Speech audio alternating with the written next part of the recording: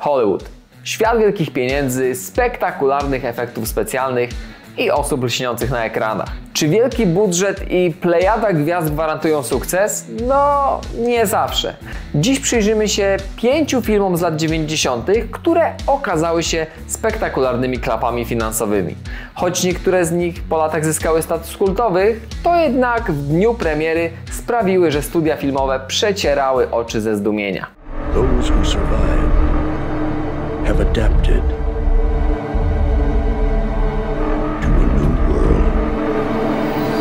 Jednym z takich filmów był wyprodukowany w roku 1995 Wodny Świat, który był jedną wielką porażką. Akcja rozgrywa się w odległej przyszłości, gdzie niemal cała Ziemia została zalana przez ocean wskutek stopnienia pokryw lodowych. Ludzkość żyje na dryfujących platformach i małych wyspach, próbując przetrwać w ekstremalnych warunkach. Głównym bohaterem jest Mariner, tajemniczy samotnik, który podróżuje po oceanach na swoim specjalnie przystosowanym katamaranie. Nie jest to zwykły człowiek, lecz mutant, posiadający skrzela i błony między palcami, co umożliwia mu swobodne poruszanie się pod wodą. Przez to jest traktowany z nieufnością i wrogością przez innych ocalałych. Pewnego razu spotyka Helen i małą dziewczynkę o imieniu Enola, które posiadają tajemniczą mapę sugerującą istnienie suchego lądu.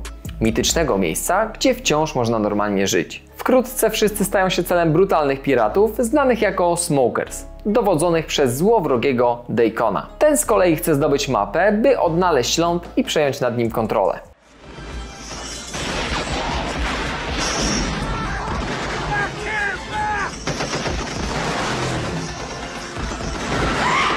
To film, który miał być hitem. Kevin Costner w roli głównej, ogromny budżet wynoszący około 175 milionów dolarów i postapokaliptyczna wizja świata zalanego wodą. Brzmi ciekawie, prawda? Ale coś poszło nie tak. Choć film ostatecznie zarobił ponad 264 miliony dolarów, to produkcja była tak droga, że nie pokryła nawet kosztów. Co było powodem tej klapy? Problemy na planie? Było ich sporo. Plan filmowy był notorycznie niszczony przez sztormy, a koszty produkcji rosły z dnia na dzień. Dodatkowo na Costnera jako aktora i producenta nałożono zbyt wysokie oczekiwania, a problemy techniczne z filmowaniem na wodzie wielokrotnie opóźniały produkcję. Krytycy również nie byli zachwyceni. Narzekano na słaby scenariusz, drewnianą grę aktorską i brak sensu w niektórych scenach. Jednak po latach Wodny Świat zyskał status kultowego. Fani postapokaliptycznych filmów docenili jego unikalną atmosferę, a sam film jest dziś uważany za swoistą perełkę lat 90. Rok 1995 był także bezlitosny dla filmu Showgirls.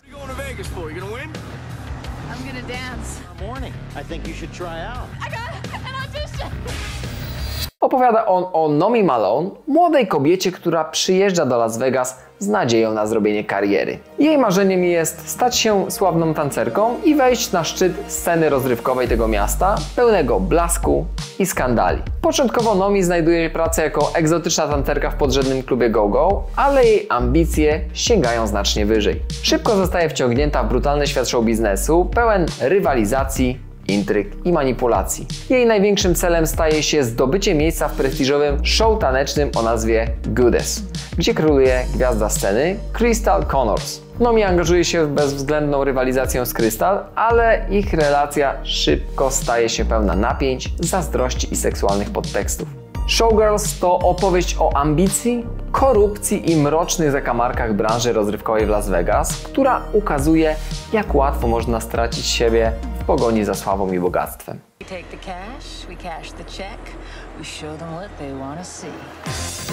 Całość brzmi jak materiał na hit, prawda? Budżet wynosi 45 milionów dolarów, a zarobki? Cóż, nieco ponad 37. Dlaczego film się nie zwrócił? Krytycy go po prostu zmiażdżyli. Nazwali go katastrofą, a nawet jednym z najgorszych filmów wszechczasów. Był zbyt kontrowersyjny, a promocja skupiała się na skandalu zamiast na jakości. Co ciekawe, dziś Showgirls ma swoich fanów, zyskał miano filmu tak złego, że aż dobrego. I często pojawia się na nocnych maratonach filmowych. Z ciekawostek to przez ten film główna aktorka Elizabeth Berkley miała trudności z późniejszą karierą z powodu udziału właśnie w tym filmie. Trzecim filmem na naszej liście jest Hudson Hawk z 1991 roku. Girls, can I ask you a question? How do I look? Like a fraternity thing? To komediowy film akcji z Bruce'em Willisem w roli głównej. Film akcji, Bruce Willis, co może tu pójść nie tak? Ano, coś może. Historia opiewa wokół bohatera o imieniu Eddie Hudson Hawk, mistrza złodziei znanego ze swojej nieuchwytności i sprytu. Po odsiadce w więzieniu Hawk postanawia przejść na emeryturę i zerwać z przestępczym życiem. Jednak jego plany zostają pokrzyżowane, gdy zostaje zmuszony do wzięcia udziału w serii skomplikowanych kradzieży. Jest szantażowany przez bogatych i ekscentrycznych przedsiębiorców. Małżeństwo Darwina i Minervy Mayflowerów. Zlecają mu kradzież kilka cennych artefaktów, które są kluczowe do odtworzenia legendarnej maszyny Leonarda da Vinci, mającej zdolność zamiany ołowiu w złoto. Mayflowerowie chcą z jej pomocą przejąć kontrolę nad światową gospodarką.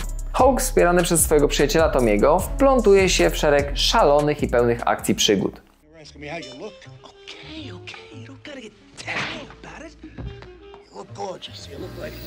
To film, który miał być komediowym arcydziełem. Bruce Willis w roli złodzieja, a jednak totalna porażka. Kosztował około 65 milionów dolarów, a zarobił, uwaga, tylko 17 milionów. Słabo, prawda? Ale dlaczego się nie udało? Mówi się, że po prostu był zbyt chaotyczny, a widzowie nie zrozumieli, o co chodzi. Nie pomogły też fatalne recenzje, które wskazywały, że humor w filmie nie trafił do szerokiej publiczności. Ponadto studio miało problem, jak właściwie promować ten film. Czy jako komedię, czy jako film akcji. A w 1991 roku była także dosyć duża konkurencja o wiele lepszych filmów akcji. Czy Hudson Hawk ma szansę na drugie życie? Niestety, nawet po latach film wciąż uchodzi za jedną z największych klap lat 90. Ale może ktoś z Was go uwielbia. Następnym w naszym zestawieniu jest film The Postman z końcówki lat 90., a dokładnie z roku 1997.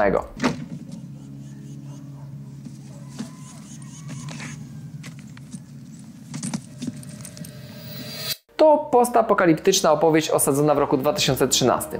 Po wyniszczającej wojnie, która zniszczyła cywilizację, pozostawiając Amerykę w ruinie. Główne miasta są wyludnione, a ocalała ludność żyje w małych, odizolowanych osadach, walcząc o przetrwanie w brutalnym, dzikim świecie. Główny bohater grany przez Kevina Costnera jest wędrownym włóczęgą, który unika wszelakich zobowiązań. Pewnego dnia znajduje zniszczony pojazd pocztowy i zakłada mundur zmarłego listonosza. Przypadkowo natrafia zapomniane listy, a w jednej z osad zostaje uznany za przedstawiciela nowego, odradzającego się rządu. Choć początkowo traktuje to jako wygodny sposób na zdobycie jedzenia i schronienia, stopniowo jego rola staje się symbolem nadziei dla rozbitych społeczności. Jednak bohater napotyka na opór w postaci brutalnego wataszki generała Battlehema, który rządzi terytorium siłą i tyranią. Generał widzi w listonoszu zagrożenie dla swojej władzy i postanawia go zniszczyć. Work my way back here, sort of a figure eight.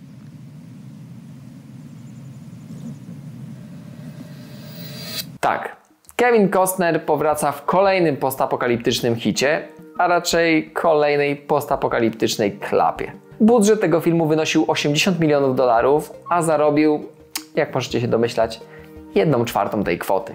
Zaledwie 20 milionów dolarów. Dlaczego? Czyżby wszyscy byli bez litości dla Costnera? Krytycy uznali, że ten film jest zbyt długi, nudny i patetyczny. Zamiast dynamicznej akcji widzowie otrzymali 3-godzinny dramat, który po prostu do nich nie trafił. Również powodem, dlaczego ten film się nie zwrócił, mógł być fakt, że Costner znowu powrócił w tym filmie w roli głównej, co po porażce Wodnego Świata budziło mieszane uczucia wśród widzów.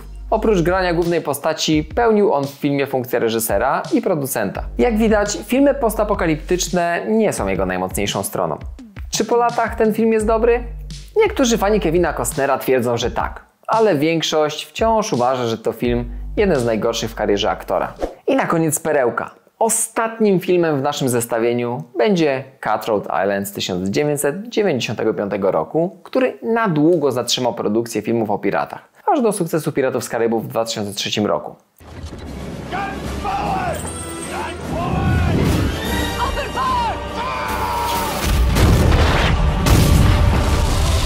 Cutthroat Island to przygodowy film piracki, którego akcja rozgrywa się w XVIII wieku na Karaibach. Główna bohaterka, odważna piratka Morgan Adams, przejmuje dowództwo nad statkiem pirackim po śmierci swojego ojca, który był kapitanem.